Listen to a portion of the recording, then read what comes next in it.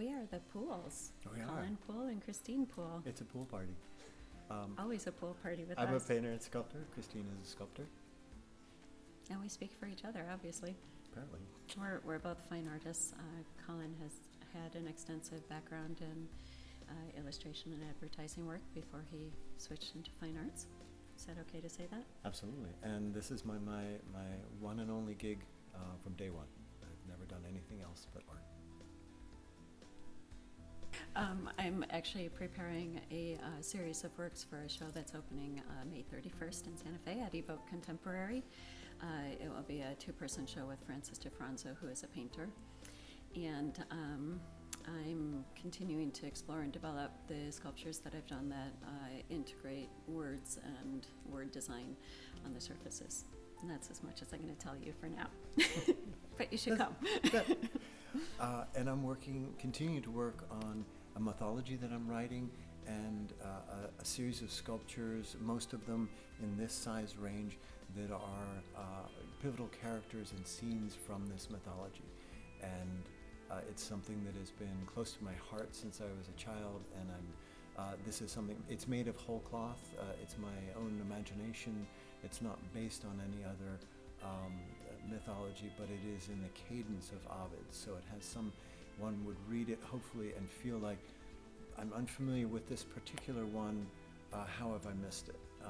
But it delights me, and I'm looking forward to, in the long run, making these on a monumental scale. Back in the days of bookstores, first experience was finding the Holy Grail was that in that bottom shelf there would be that spectrum, and hunkering down on the floors. Most people don't remember what bookstores were, but invariably that was it. You would just get lost in page after page of this until your all body parts went numb. And it's still that way, where every spectrum, whether it's one I've seen before or whether it's one that's new to me, so I have a whole collection. They're all, every year that comes out, you go through page after page, and on every page there is something that makes your heart sing, something that inspires, something that is, just takes your breath away. Seeing the plethora of imagination, page after page, is it's a solid inspiration. Since he's covered the book, I'd like to tell you my first experience of the actual physical Spectrum community when we came for Spectrum 21. And I kind of feel like the Spectrum community, we always say there's like a family, and I feel like it is, but it's like the really cool family that lived down the block that always had spaghetti for dinner, and you wanted to be invited to their house all the time. And I think the Spectrum community, when we actually attended Spectrum Live the first time, what we were so struck by was just the amazing quality of the work, which you know from the books. But the people they're just great. They're terrific. And it's a community that you immediately feel embraced in, and you immediately want to spend the rest of your life playing with. Yeah, it's the one that we invariably come back from something like Spectrum Live and think that anybody from that community, the peeps, our peeps, if they showed up on our doorstep, we would be delighted. It's just you want to embrace all of them. And what Kristine said, we need a new word other than family, because sometimes we have the family members, we go, Uncle Freddie, I don't know about him. But it's the cool family down the street we wanted to be part of, and it's delightful to be part of it all. It's intriguing to be weighing the brilliant work against the brilliant work, and the whole true spectrum that we're getting to see is really intriguing. I think the most challenging thing is that I keep wanting to stop and actually really just look at the work. It's something, every time we click the thing, I'm like, whoa, look at that guy, or it's so pretty, or it's making me laugh. And I love that these artists are sharing these experiences with us directly. I think it's always when you're submitting to something of this caliber, there is you've got your heart and your soul that you've poured into your work, and to put it out there and cross your fingers that it resonates with somebody, It's a powerful experience.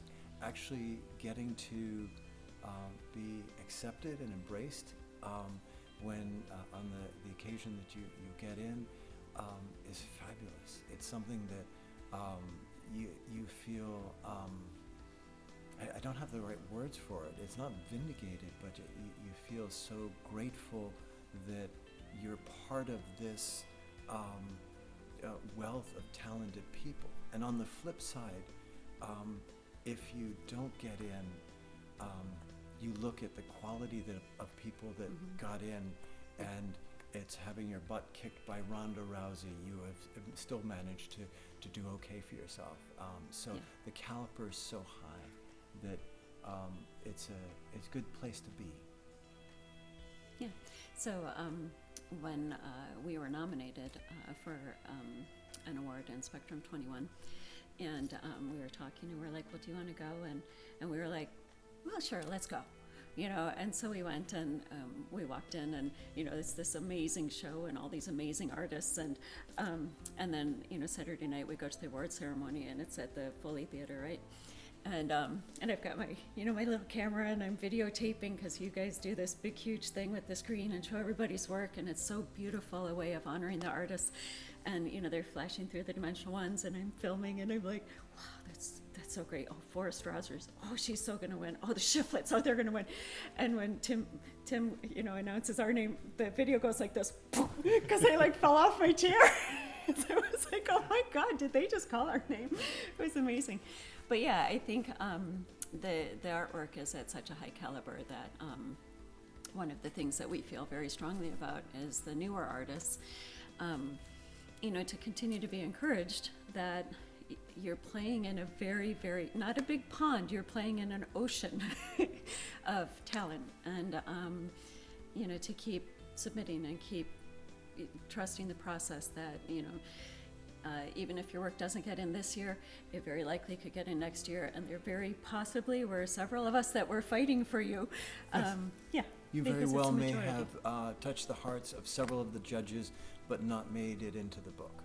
So to assume that nobody loves my work, that's not necessarily accurate. There may be several judges that loved your work, but it didn't make it into the book. Keep trying. It's coming. When we first came to the Spectrum, we came as attendees, not as exhibitors. And what struck us is you had both the heroes and the keystone artists that's work is amazing, but they also had Artist Alley, which had the young new artists, and the work there was just jaw-dropping. It was wonderful, and that's when we came back from that show, and we started thinking about how can we help to spotlight these people who are just starting out, but their work is superlative. And we contacted you, and we pitched the idea of the Rising Star Award, and you took that, and we were hoping for your support, and instead you gave not only your support, but you helped refine it. And do you want to take it from here? No, you're doing great. And being able to just shift that spotlight to these new people who are bringing a new voice, superlative technique to this industry, and these are going to be the future keystone people, the future heroes. Has been a great pleasure. It's been a real treat. One of the things that we hadn't anticipated, but that we take great delight in, is it seems that the community of the younger artists are so supportive of each other that when one of them is nominated, all the other younger artists are like, yeah, I love her work, or I love his work, and I knew it was going to be them. And it doesn't seem that there's a real competition, that they're genuinely happy and supportive of each other, and so we think it actually furthers a community within a community, which I think is important.